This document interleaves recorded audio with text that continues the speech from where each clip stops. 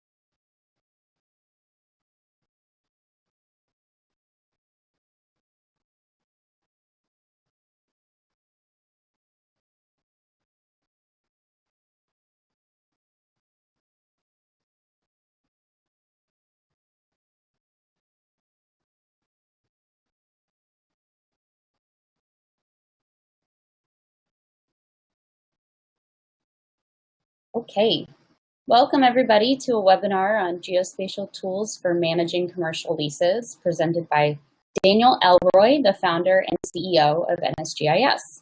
My name is Melanie Rosenberg. I'm a GIS analyst at NSGIS, and I will be moderating today's webinar.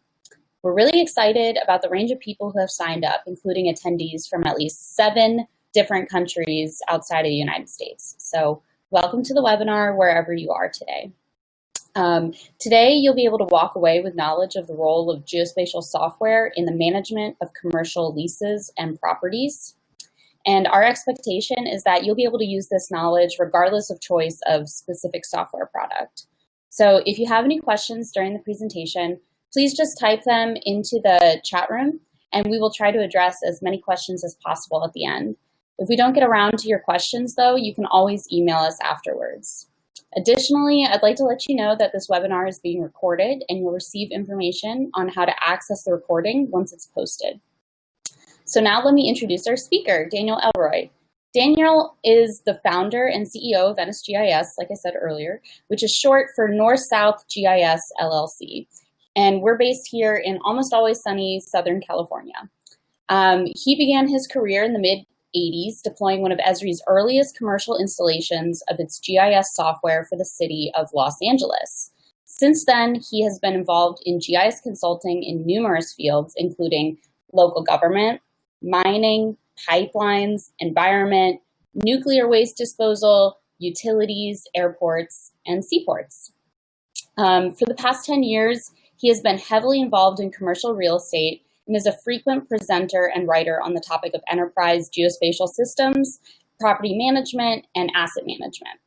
Daniel has been instrumental to the founding of 4 GIS companies around the world, spearheading the development of NSG software products for document, lease, and asset management. And with that, I'll hand it over to Daniel.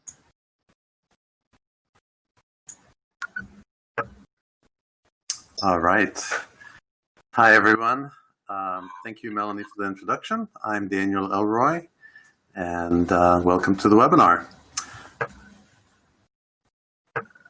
The purpose of the presentation today is to present some of the challenges in commercial lease management, more specifically in the information management aspects of commercial lease management, discuss the benefits and present some examples of how geospatial software packages, software tools can help to meet those challenges and to provide you with a roadmap on how to get there. We're not going to focus on specific software packages. You may see brand names sort of show up, but this is an educational presentation, and you should be able to walk away with information without focus on particular software. The target audience for the presentation are people who are in charge of commercial properties, generally industrial or commercial parks, complexes, or as they're called in some places, estates, commercial or estates, or industrial estates.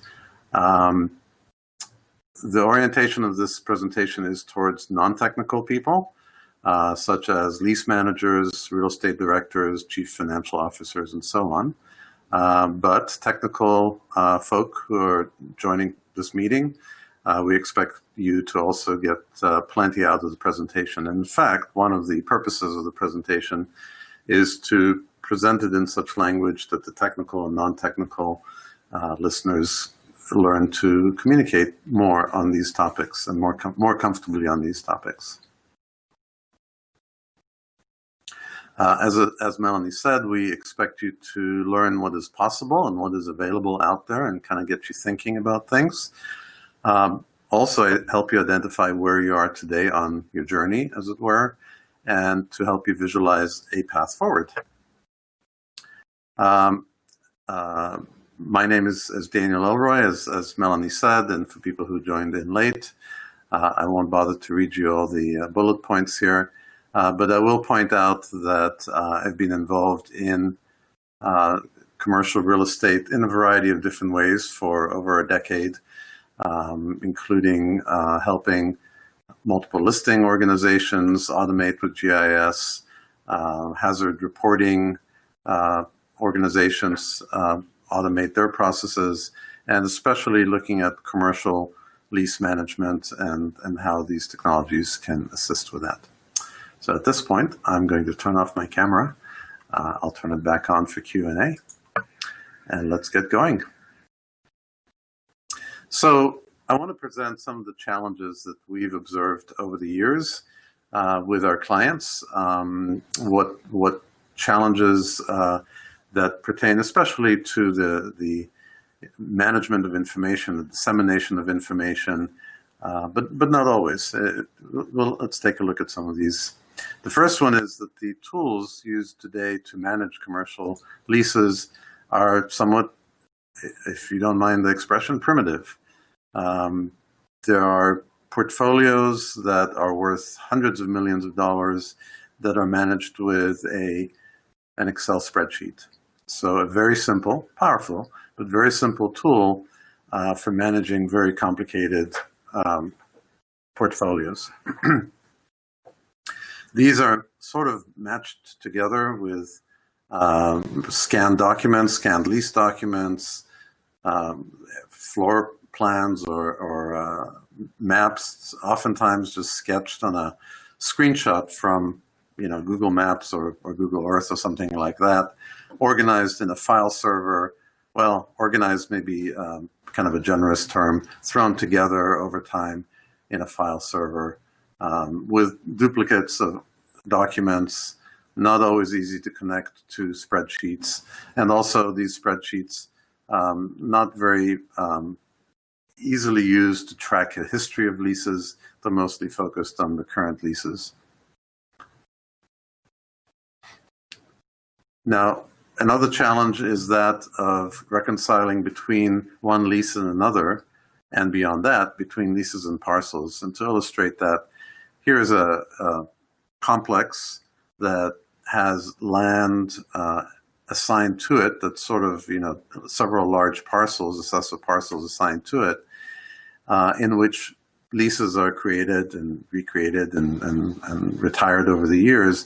And for instance, you can see here an area where there may be one lease in pink and another area intersecting with it that may be a conflict that wasn't realized when one lease was created perhaps 20 years after another lease. Another illustration, as you can see in the sort of faint lines over here, these may be assessor parcel lines, and the leases may be subsets of those or supersets of those, and it may be hard to discern the difference between them or the discrepancies between them or reconcile which one belongs to which.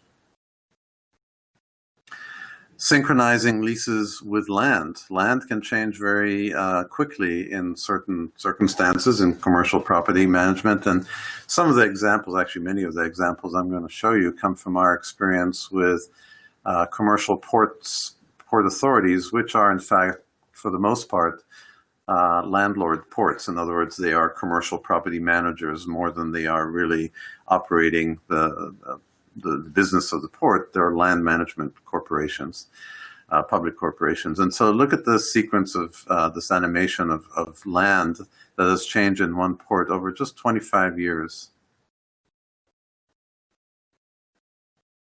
And as you can see, what was land is water, what was water is land, what was vacant land is now industrial, what was an oil farm is now, oil tank farm is now vacant.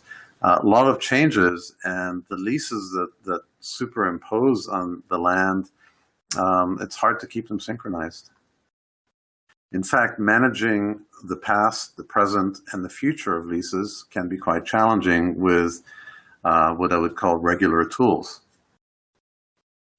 Researching the history of a lease, perhaps because you're trying to figure out who was in charge, or who had leased a piece of land 20 years ago, because you had since then found some contamination in the soil, may be quite challenging. Negotiating, creating, renewing leases can be challenging because of the disconnect between data and documents and information. Coordinating the marketing, the selling of leases between different brokers or marketing department that may be trying to basically lease the same piece of land, not knowing that somebody else is already working on it. And then in the timeline, some leases are 30-year leases, 50-year leases, whereas others are month to month or week to week, short-term space allocations versus long-term leases. These all pose challenges. There are many others. The legal, financial, and administrative process of creating a lease, the maintenance, who's responsible for maintaining a particular lease or different components of a lease. The buildings may be the responsibility of the tenant, the land may be of the landlord. Promoting what is available, managing the non-leasable land that is intertwined with the leasable land. So you may have recreational set-asides or environmental cleanup or the administrative buildings that cannot be leased or just the access roads. Those oftentimes are managed by somebody else than who is managing the leases, right? The leases being the revenue-generating land, and the others are not. So they're often managed by different people. Challenges of tracking minute detail while still being able to present a big picture to management, stakeholders, and so on. The process of decision-making that is not just purely made based on revenues and expenses, but maybe the greater good or the strategic goals of the organization or stakeholder pressures. And finally, resiliency to retirements. We're in the midst of a retirement wave of baby boomers, and with them goes institutional knowledge. We're experiencing economic uncertainties, and something we wouldn't have really predicted would affect commercial property management, things like pandemics. And the final point is that we're often stymied by silos of information. We always talk about information silos and desire to destroy them. This being, reminiscent of silos of information. Well, as this animation shows, destroying silos of information can cause a lot of mayhem. And so that's another challenge to an organization that's trying to do a better job with managing its lease information. So what is the geospatial approach? The geospatial approach starts perhaps with the same way as you're used to looking at data, with spreadsheet-like views of your portfolio. But to that, you add a map. And that way you can click on a map and have the correct lease record show up in the spreadsheet, or click somewhere in the spreadsheet and have it zoom you into the correct lease on the map. You can also look at information as related databases. So whereas in a spreadsheet, you might be able to track 5, 10, 15 fields at most. In a database, you can keep track of hundreds of fields, everything from the number of options that are permitted, the number of options that have been exercised, the insurance requirements, the insurance compliance, the emergency contacts, the CPI base, all that can be kept in a database that's linked to the maps. Or you can view it as a report, and a report can include a map and as well as the information. Now, the spatial Geospatial Approach gives you the ability to look at all the leases as a continuum in space. So everything fits on one continuous map. And so you're not having to dig up separate files to access the information or to compare them. Everything is in one place. Because this is database driven, you can do some very interesting things, like automatically color the map or have the computer color the map by status. So for instance, blue might represent active leases, yellow are available leases, and pink are leases that are going to become available in 6 months. Or you can flip a switch and view the leases by use, by land use or business type, such as commercial, oil and gas, logistics, what have you. And that way you can present this to the management or to the local economic development board or to your stakeholders as you try and make the case for why ongoing development or expansion of your commercial properties is advisable. The geospatial approach, interestingly, also provides a continuum not just in space but in time. In that way, you can look at a particular lease, and this may have been the original lease that has undergone several developments over time. So one amendment may have grown the lease somewhat, another amendment grown it more, and another amendment grown it even further, not just in location, but in terms, in rent, in inclusions and exclusions, and so on, and improvements. Geospatial approach also provides the ability to look at leases in the context of all land, by which I mean the land that is not leased. I mentioned that earlier. So perhaps in green are protected habitats. In light blue are perhaps the administrative buildings. And in sort of pink, the land that is undergoing remediation, which may someday become leasable and in fact leased land. But in the meantime, it needs to be managed. So the geospatial approach can be used to manage the entire portfolio, not just the ones managed by the real estate department. Also, in the context, I haven't mentioned the term GIS. I've used the term geospatial systems, but GIS, which stands for Geographic Information Systems, really gives you the ability to look at leases in the context of all map layers. So here we see utilities, just as an example, leases, fences. So you're able to click on things like here you're clicking on a lease and getting information about expiration date and leaseholder and so on. Here we're clicking on the symbol that represents a security gate, and we can record information about its width, about whether it's an automatic gate, whether it's personnel or staff that gate or not, maybe include a photo. Utilities, look at this storm drain right here, look at the whatever information, installation date, type, maintenance schedule, again, a photo. So really you can look at leases in the context of all your map layers digitally. Don't have to, but you can. The geospatial approach allows you to look at leases in the context of all documents. So if you click on this particular lease and you have the right connectivity and integrations and software, you can connect to any number of document management or content management systems, such as SharePoint or Documentum or Laserfiche or OnBase. There's any number of systems, and that allows you to connect and retrieve those documents from those systems.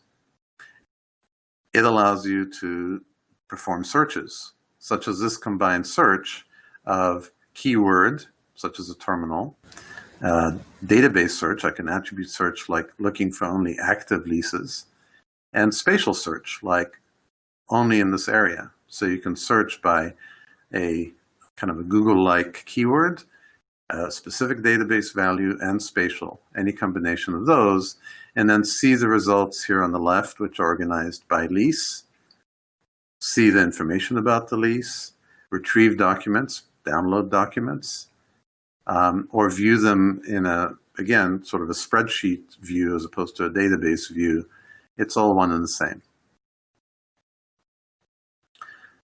Business workflows can also be automated with this approach, such as sending out notifications. Notifications perhaps to the landlord to alert them of expiring insurance certificates as a reminder to update them or to remind the tenants that they're due. Notifications between different departments. As a new lease is proposed, automated notifications that send the proposed lease from environmental to legal to commercial departments, or notifications perhaps to the tenant directly that an option is about to be available to be exercised. All that can be encapsulated as management dashboards in order to present, for example, the average occupancy rate, perhaps divided by business type, perhaps showing combined monthly rent roll, and so on.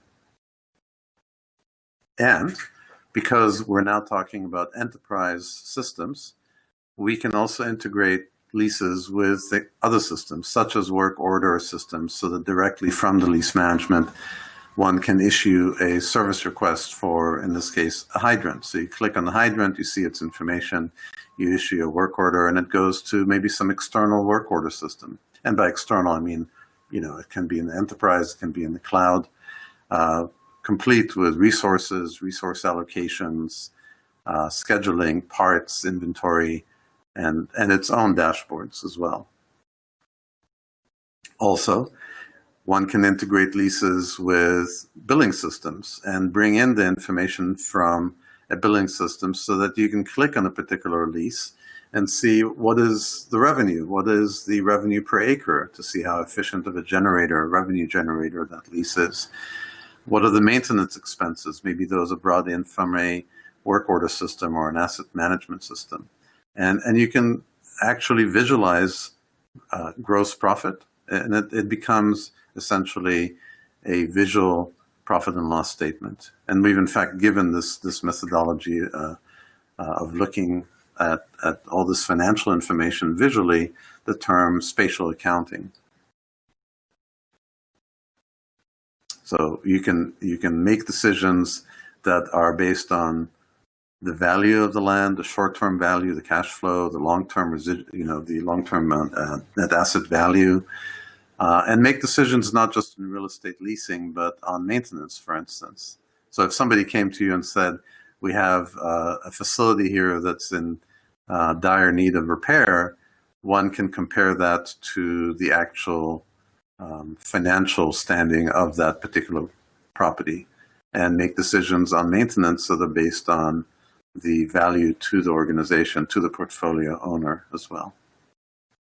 So all those aspects are possibilities, let's say, with a geospatial approach. So kind of tongue-in-cheek, I say, well, do you want that approach or do you want to stick with this approach? Now, I'm not suggesting that all of you who are watching this webinar are at this particular level, or that those of you who are at this level are not managing, because most of you have been managing somehow for dozens of years using this methodology. I'm just suggesting that there are better ways of doing it. How does one get there?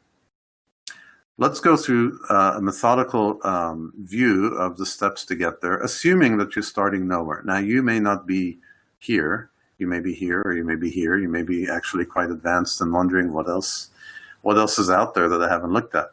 But you also may be at that point where you're just managing things with the very basic tools. So let's take a look, assuming that you're starting here.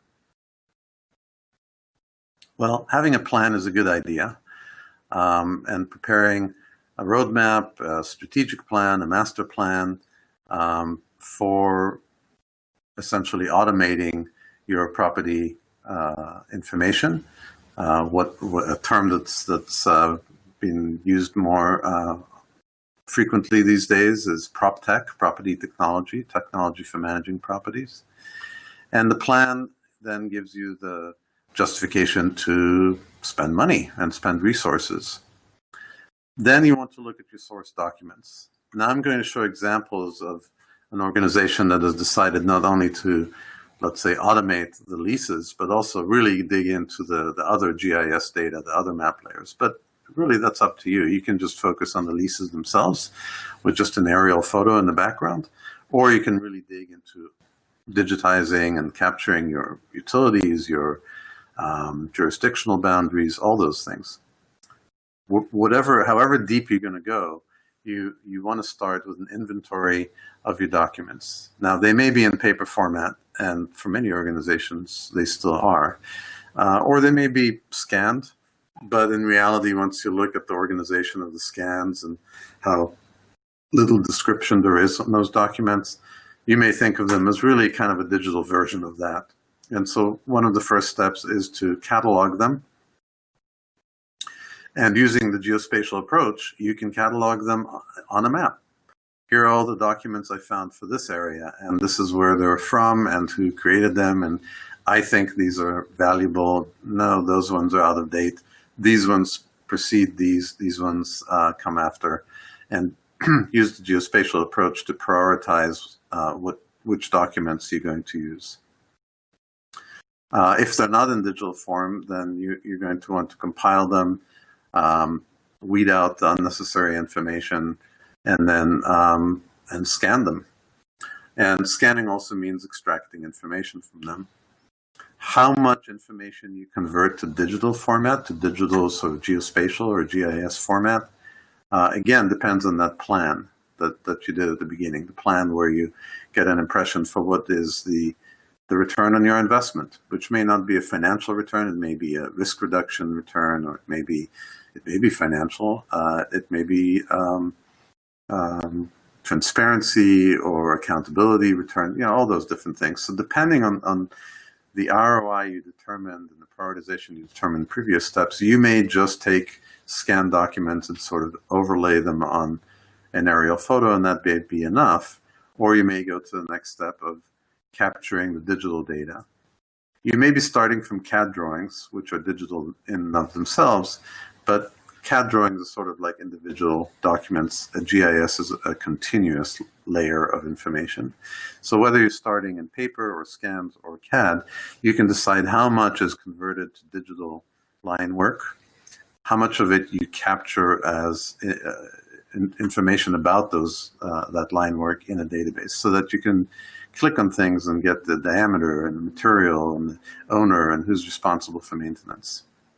Now, I'm showing you examples here of utilities, but think of the same with your leases as well.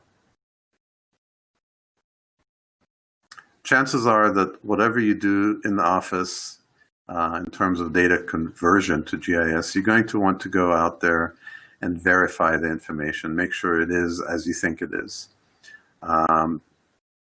Going from as-built drawings is notoriously not accurate, because as-builts are very often not as-built, or they may have been as-built originally, but not as modified.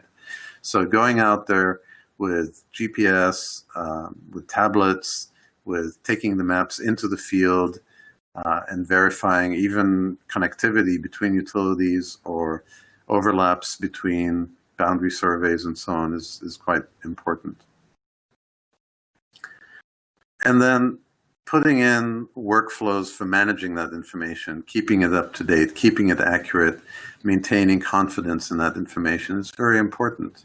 Some of your information you may update internally, and some information may come from tenants, or from engineers, consulting engineers, so depending on what we're talking about.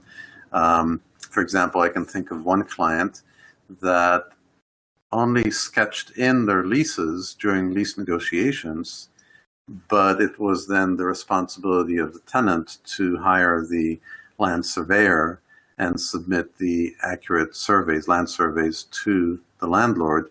And then that had to go through a kind of a workflow, as you're seeing here, to make sure that it was the most accurate rendition that made it into the database. All those workflows should be understood. They don't have to be complicated. There may be just one of you managing real estate, so it doesn't have to go between lots of departments. But chances are that there is a process where you have to consult with an attorney or a surveyor and so on. Now, with all that work done, you may end up with one or two or, 6 or 7 different renditions or layers, kind of overlaid layers. It's kind of the magic of GIS that describe the land. So your most basic layer that we're talking about here is to map your leased and available land. But you may also be able to extract the net asset value of properties and maybe addresses and the land use or business use of the land, environmental layers, assessor parcels, which may or may not be coincident with the leased land. Oftentimes, certainly with public agencies, land is essentially ceded over to the agency in mass, and then kind of is broken down into individual leases. Private landowners or portfolio owners very often are leasing a particular parcel, but knowing that and being able to overlay that is valuable, and of course aerial imagery. Now here's the magic of information management, information technology. If you've mapped your leases in a GIS, you can now make external connections to other systems like a billing system or an ERP or a financial system. You can connect your net asset value map to your fixed asset register. Your addresses, which are address points, remembering, of course, a lot of leases are open land. They don't have an address. They don't have a street.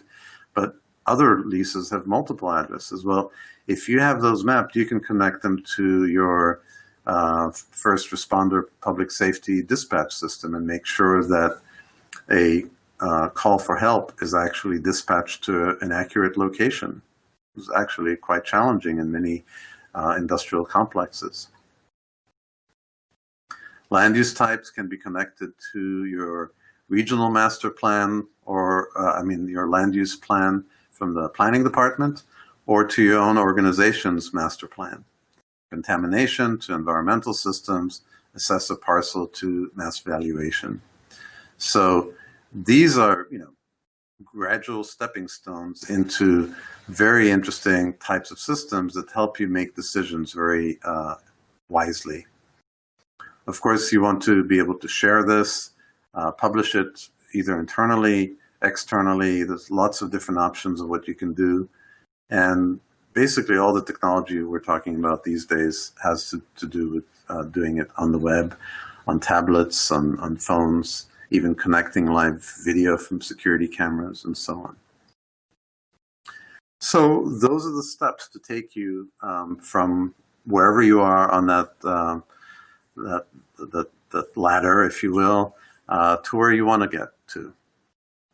What to do next is start by planning and designing, do it internally, get some assistance, learn and build skills or hire them or contract the skills to do this for you. There is often a disconnect between real estate professionals and information technology. And it's not a negative. A lot of things to do with property management are very people-oriented because you want to connect with the right potential tenant and with the actual tenant, and activities are not that frequent. They may happen every few months or years, and so it does lend itself to a lot of people skills. But to move to technology, you may need to connect with new skills. Then you need to build your data from your source data, source documents, and then build the apps, basically. Build the software or license it or buy it or whatever in order to make use of that data. Because the big part of moving the data from one individual's head into a digital database that's available anytime, anywhere, on any device, even if nobody is able to access the office during a pandemic, to use an extreme but real example. The whole point of that is not just to make the same data available in the same way as it was before, which is very reliant on just one or two individuals' brain trust, but to build the same kinds of apps that we're used to in our personal lives to make better decisions and accelerate access to that information. That's my last slide, so please start posting questions now. And as you're doing that, I'll just leave you with one last slide. As I said, this is not a commercial for any particular software, not at all the intent, but you did see some software as I was showing it to you. So a brief slide here at the end, just with some of the brands that you saw, who they're made by, contact information, websites you can, investigate. There are lots of other software beyond the ones that you saw on the screen. But in case, since we're recording this, you can go back to this later and take a look. So with that, I am going to stop sharing my screen and turn on my camera. Here I am again. Yeah. So first question, I think it's a good one. How can you manage intricate lease details? So if you're talking about the actual lease abstract information, there can be hundreds of data items that you're thinking about, right? The options, the amendments, all that information, you really need a database approach. And the geospatial approach is a database-driven one. Okay, so a simple GIS approach, you can probably have leases, and you can have a few dozen fields, and that's practical. You can keep track of that. Beyond that, you really want to either license or build a more sophisticated database that has multiple different tables, especially one that allows you to have multiple related tables. So like one lease may have multiple contacts, may have multiple payment records or things like that. Or you may already have a commercial lease management system that lacks the geospatial component. In that case, you may want to connect the two, and there are many tools for connecting different systems. Not all systems are equally capable of that connectivity. So if you're in the market to buying, maybe you already have a GIS, but you don't have a lease management system, or vice versa, you might want to look at how easy it is to integrate those two systems. And that's the answer to the question of if you meant the database side of the details. If you mean the geographic details, well, GIS is capable of mapping things to the most infinite detail, from millimeter accuracy, which nobody should really be surveying properties to that level of accuracy, to very coarse level. Thanks. Next question. Could you expand on managing lease data through time, such as historical data? I think what you had mentioned earlier was an archived lease or something that was superseded, and right, how it might change over time. Yeah. So in the olden days of GIS, so to speak, you had kind of like the spreadsheets. You had one layer, and that was your leases, and you couldn't really have multiple things on top of each other. But these days, the sky's the limit. So you could have your current lease here, and then an older one that's been archived. And so you can have a view of your leases that only shows your current leases, or you can switch the view to see only historical, or you can even have a time slider that looks for maybe leases that were active in a period of time or a point of time. One of the nice things, and in fact, I didn't really emphasize it here, but thanks for asking, is the geospatial approach can be used to not only look at the present and the past, but also the future. You can use systems like that from the very start, the very first time that the broker comes and says, I think I may have a tenant for you. You go, okay, let's just put it into the system so that we know somebody is looking at this piece of land. And so somebody else who wants to maybe consider leasing it, or it has to go to review, whatever, it's already on there. And it may morph, it may change before it's finalized, or it may never come to be. But you can actually look at the continuum not just as a record keeping and kind of archival. you can use this approach to go from the very beginning, in other words, the future, all the way to the past. I hope that answers your question. Just typing in answers as you talk. Next question. Is it best to import or to link data from other systems, such as scanned documents or CAD data? Great question. So some of you may be familiar with the term system of record. And what that means is in the organization, that is the system we trust for that particular type of data. So Outlook is your system of record, say, for email, right? If you save an email out to your desktop, well, somebody may modify it, or it may get deleted, or there may be a newer version. But say Outlook is your system of record for email. So if you have a system of record for your documents, such as as I said, SharePoint, Laserfiche, OnBase, M-Files, whatever, documents should stay there and not be moved somewhere else.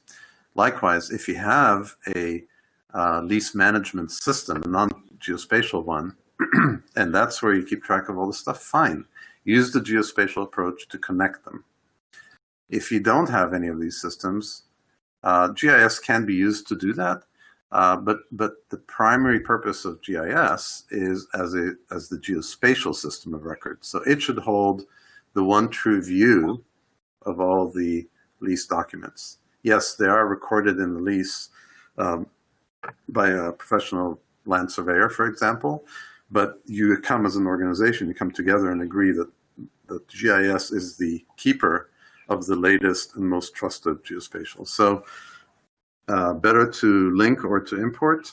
It depends also on the age and the capabilities of your other system. So in the case of, say, if your leases are kept in CAD, then I would say import them into the GIS, because then you can keep a continuous layer. But if you have, say, a document management system, I wouldn't import that. Okay, great. We have time for a couple more questions. Okay, a few more questions.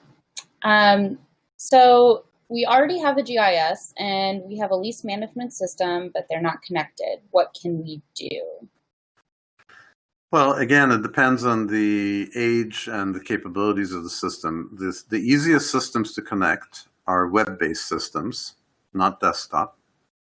Connecting software on the desktop is just, it's old generation, and it's also, it's not as easy. That said, even if your systems are web-based, they really have to support what are called web services. In other words, they have to have the ability of one system to talk to another system. You may come across terms like API, whether a software has an API. An API means that the designer of the software, the vendor, is allowing to some extent some other software to talk to it.